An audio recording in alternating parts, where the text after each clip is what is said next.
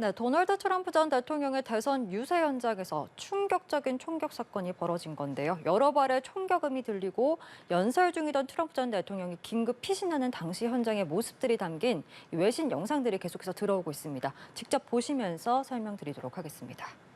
That's a little bit old, that chart. That chart's a couple of months old. And 네, 공화당 if you 대선 want to 후보인 really 도널드 see 트럼프 something to 대통령의 say, take a look 펜실베니아 what 유세 happened. 현장 모습입니다. 11월 미국 대선을 3개월여 앞둔 현지 시간 13일 오후에 지금 총격이 발생을 한 건데요.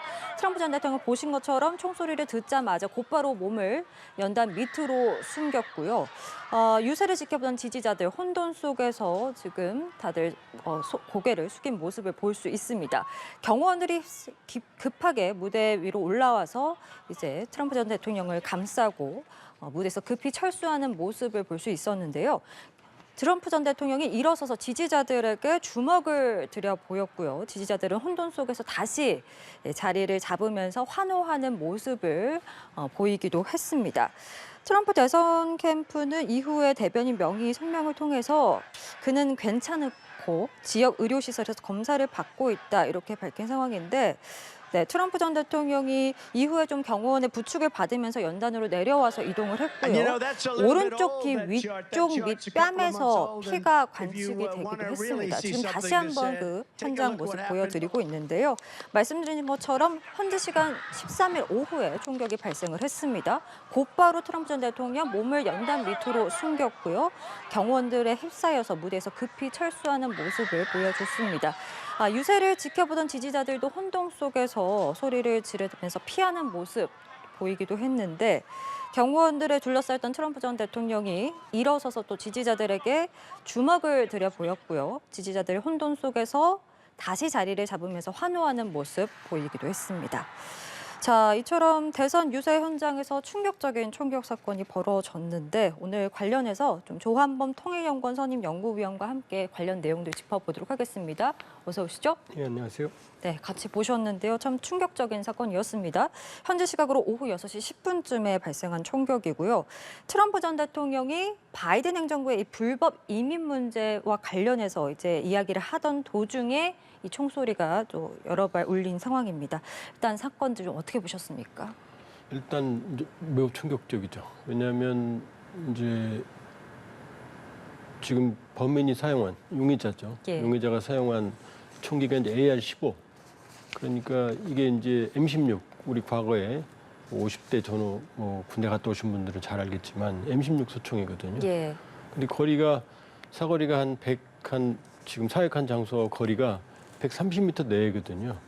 그 정도면은 어느 정도 훈련을 한 사격 그 술이 있으면은 충분히 그 사람 정도의 목표물은 맞출 수가 있거든요. 예. 그리고 이제 한 발이 아니고 여러 발을 쐈거든요. 예. 현장에서는 이제 총성이 9발이라고 그랬는데 일부는 이제 비밀 경호국 거고 지금 그 용의자가 쓴 게 최소 3발 이상으로 보여지거든요. 왜냐하면 현장에 있던 한 명이 사망을 했고 2명이 부상을 입었으니까. 예. 그리고 이제 트럼프 대통령도 그렇게 보면은 사실은 그 탄창에 있는 걸 모두 사용했다고 그러면은 아주 위험한 상황이었고 실제로 아베 전 총리가 일본에서 예. 피살을 당한 적이 있고 또 케네디 전 대통령이 암살을 당한 적이 있기 때문에 미국 사회의 충격은 매우 클 겁니다. 말씀해주신 것처럼 이제 총알이 스치면서 머리 옆과 귀 쪽에 피가 묻었고 사실 이 트럼프 전 대통령이 직접 이야기도 했지만 총알이 내 오른쪽 귀 윗부분에 관통했다라고 이야기를 하지 않았습니까? 이게 정말 자칫했으면 머리를 맞았을 수도 있을 정말 위험한 상황이 아니었을까라는 생각도 드는데요. 왜냐하면은 지금 트럼프 대통령이 연설하다가 차트 보면 되게 돌렸거든요. 예. 그래서 살짝 머리가 정상적인 정면을 볼 때보다 비껴났거든요.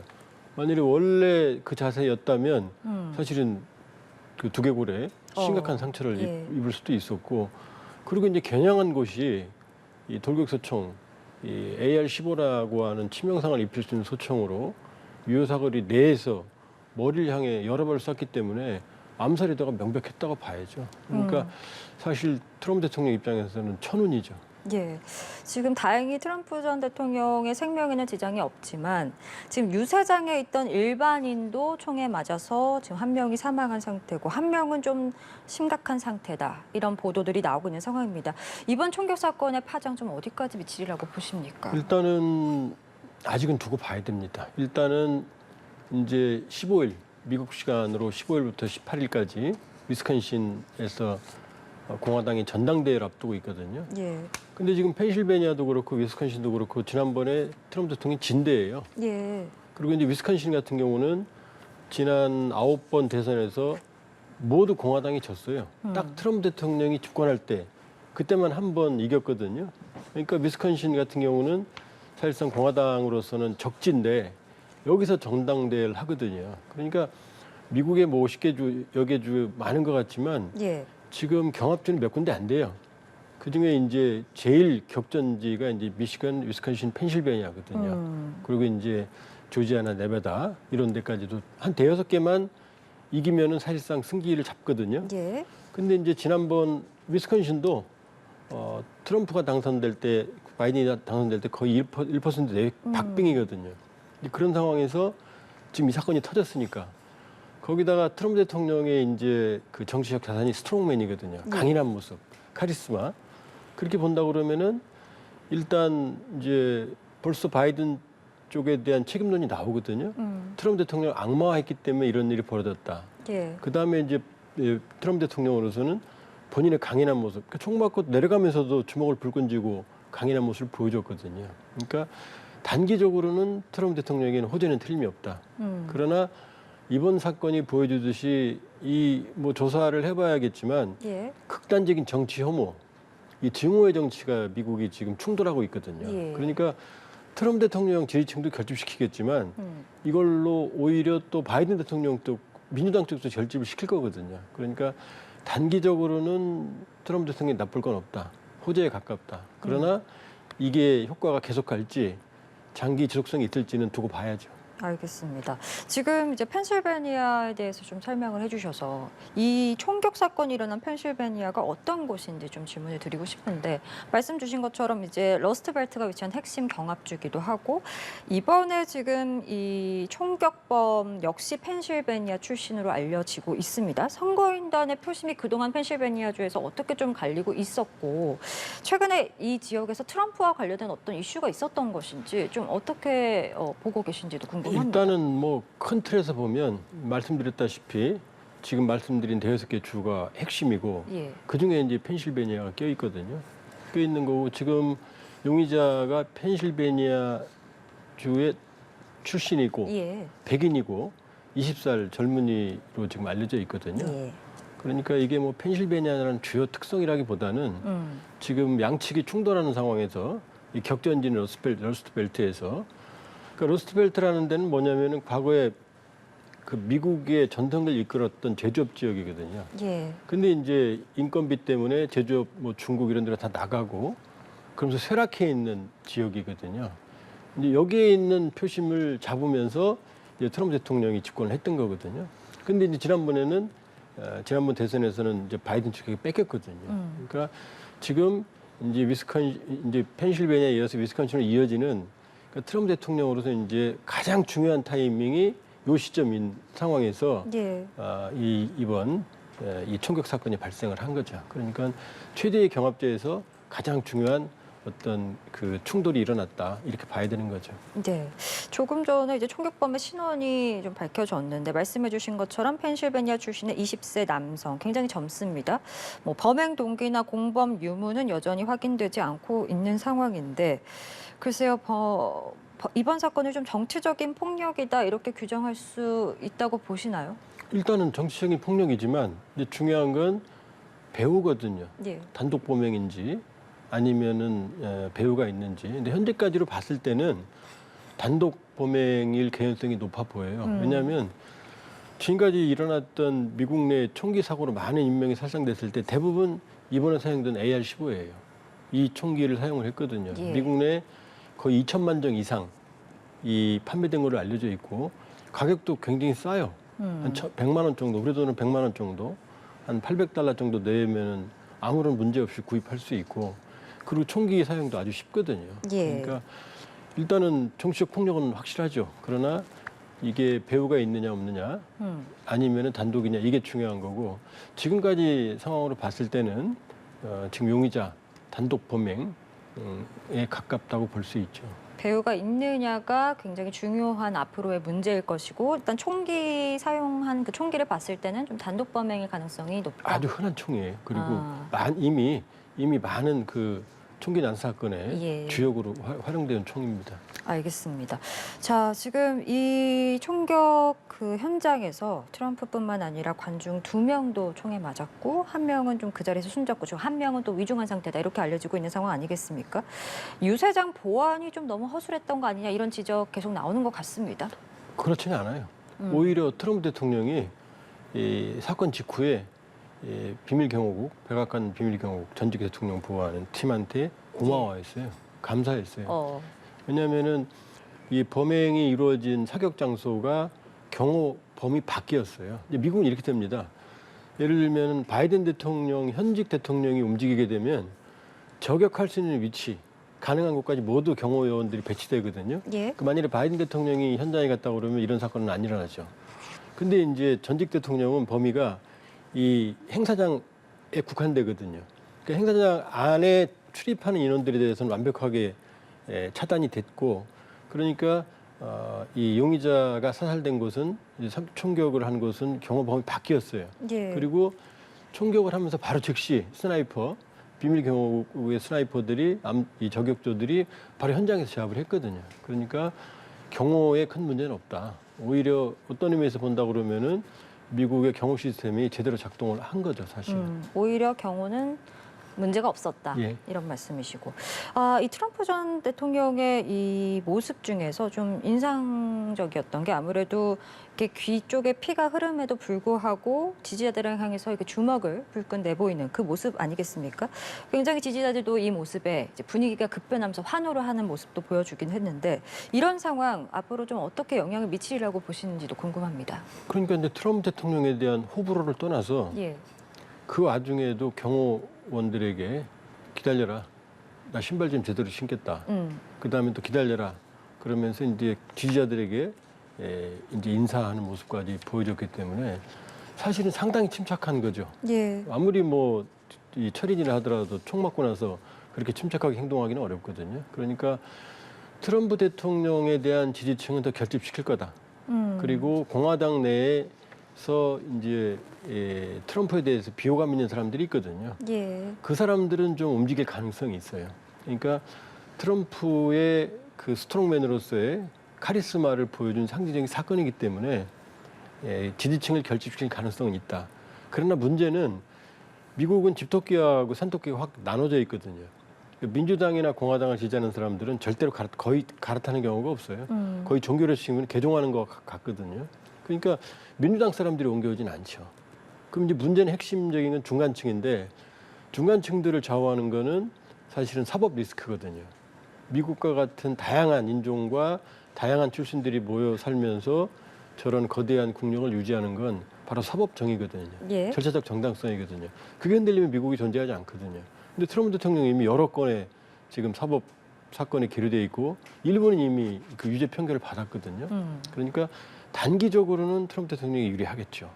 그러나 중장기적으로 대선까지 아직 거의 4달 남았거든요. 예. 그러니까 이게 계속 갈지 이게 결정타가 될지는 두고 봐야 된다. 제가 보기에는 단기적인 효과는 있겠지만 이게 결정적으로 판세를 뒤집기는 현재로서는 쉽지는 않은 상황입니다. 그렇습니까? 단기적으로는 어쨌든 지지층 그렇죠. 결집에 호재죠. 도움이 될 호재죠. 것이다. 예. 지금 선거 캠프에서는 트럼프 전 대통령이 예정대로 전당대회에 참석할 것이다 이렇게 이야기가 나오고 있는데 실제로 좀 참석이 가능하리라고 보십니까? 왜냐하면 트럼프 대통령이 총을 맞아서 쓰러진 게 아니고 본인이 귀를 움켜쥐고 주저앉았고요. 예. 그리고 본인이 일어나서 자기 걸음으로 걸어갔어요. 그리고 귀에 관통상이라 하더라도 이 응급처치를 하고 치료를 하면은 이게 심각한 부상은 아니거든요. 그러면 만일에 위스콘신 전당대회에서 대관식을 하는데 이런 모습이 되거든요. 트럼프 대통령이 귀에 붕대를 감고 나올 거거든요. 예. 그럼 그게 정치적인 상징이 될 거예요. 이게. 앞으로도 계속해서 그 사진은 영원히 남을 거고 그러면 트럼프 대통령으로서는 무리를 해서라도 전당대회에 나오고 싶겠죠. 그러니까 의학적으로 어떤 강력한 그 만류나 제지가 없다 그러면은 예. 거의 90% 이상 트럼프 대통령 전당대회에 나올 거고요. 지금까지 나와 있는 그러면 이제 이 귀부상은 뭐 며칠 내에 해결되는 게 아니니까 예. 계속해서 거의 한 달 이상을 귀에 붕대를 메고 감싸고 다닐 거거든요. 그럼 그 트럼프 대통령으로서는 어떤 순교, 헌신, 카리스마의 상징이 될 수 있거든요. 그러니까 벌써 트럼프 캠프 쪽에서는 전당대회에 참석한다. 예정대로 열린다. 참석한다.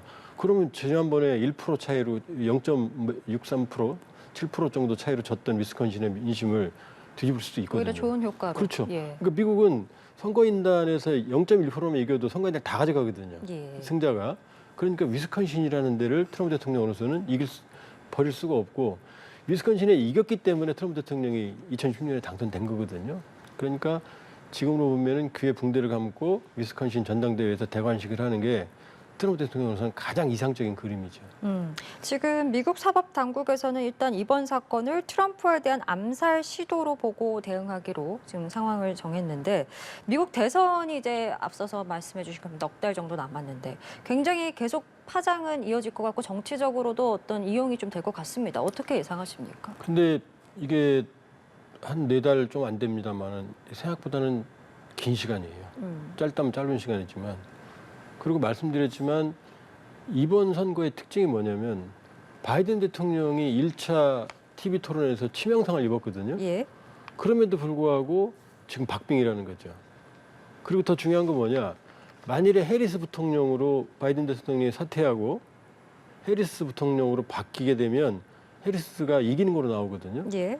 이 얘기는 뭐냐면 바이든 대통령이 실수를 했음에도 불구하고 민주당 지지층들은 견고하고 그럼에도 불구하고 트럼프 대통령에 대한 불신이 그대로 있다는 거거든요. 그러니까 이 가장 중요한 이 중도층, 중간층의 이제 표심의 향배가 중요한데 그렇다고 해서 그 중간층들이 지금 트럼프 대통령 이번 사건으로 인해서 갑자기 확 쏠린다. 그러기엔 넉 달이 너무 길고요.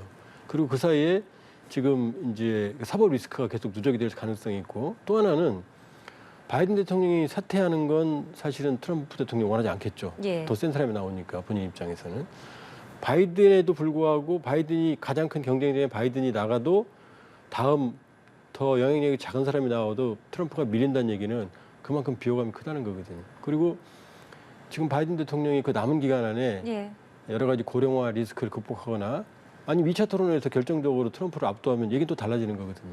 그러니까 이번 건은 아직은 두고 봐야 된다. 아주 충격적인 사건이고 여파가 가겠지만 지금 범인 그 용의자로 봤을 때 20세에 그렇게 치밀하지 않은 준비되지 않은 단독 범죄일 가능성이 크다 그러면은 또 예상보다 여파가 크지 않을 수도 있어요. 오히려 그렇군요.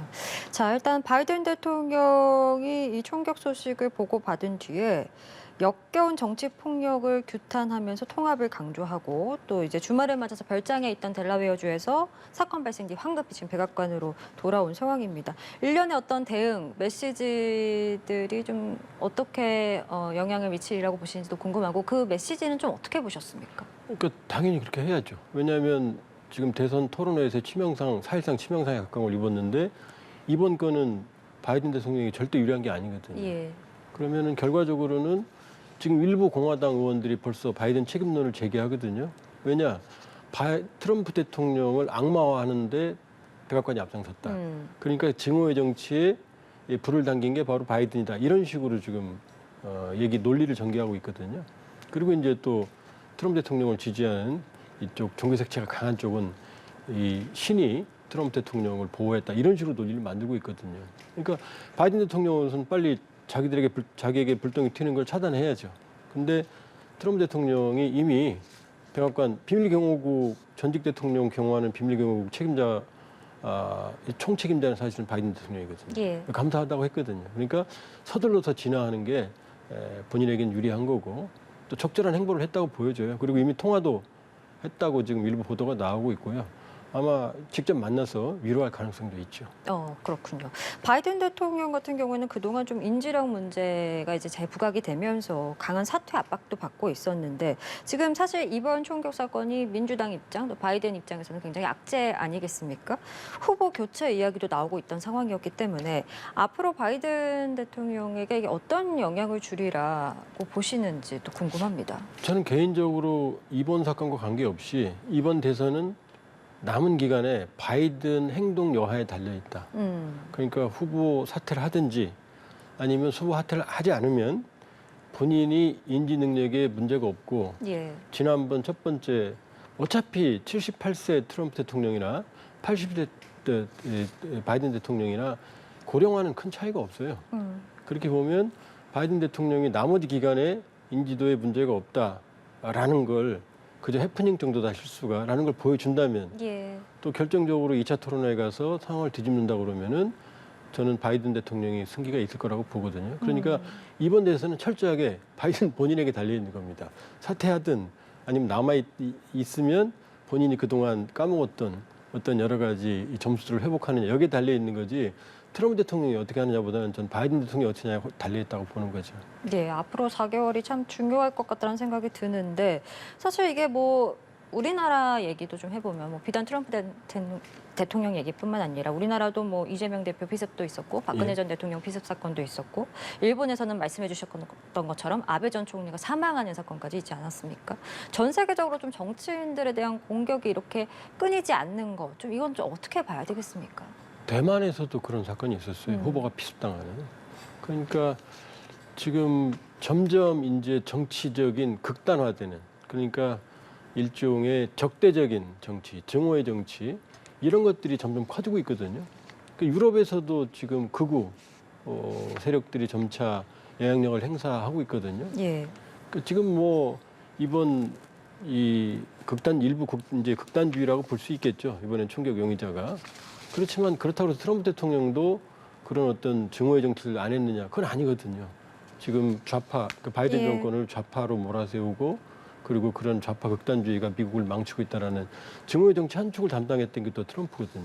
그러니까 지금 전 세계적으로 이 관용, 톨레랑스의 정치들이 사실상 설 자리가 없다. 지금 우리 대한민국도 그렇죠. 이 충돌이 정치적 충돌이 강하죠.